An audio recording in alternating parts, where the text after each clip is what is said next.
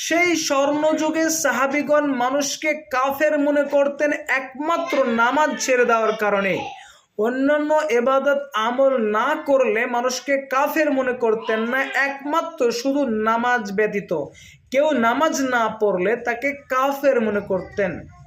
আপনি একটু চিন্তা ভাবনা করেন, আল্লাহ আপনাকে সৃষ্টি করেছেন সময়ের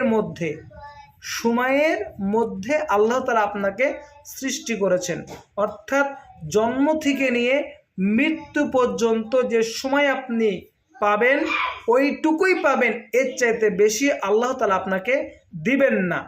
দিন রাত্রি 24 ঘন্টা আপনি অতিবাহিত করছেন। আপনি একটু চিন্তা করেন, আল্লাহর পথে কতক্ষণ সময় আপনি ব্যয় করছেন।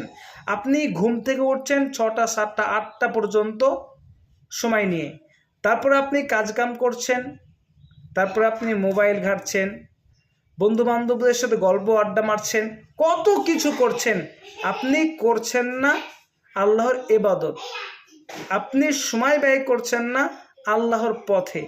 অথচ আল্লাহর পথের সময় ব্যয় করতে হলে মাত্র 1 থেকে 1.5 থেকে 2 ঘন্টা, মানে 2 ঘন্টার মধ্যেই আপনি আল্লাহর ইবাদত করতে পারেন। 5 ওয়াক্ত নামাজ পড়তে আমি যতটা মনে করি 1.5 থেকে 2 ঘন্টা, এইটুকু সময়ের মধ্যে আপনি আল্লাহকে সন্তুষ্ট করে জান্নাত কিনতে পারেন।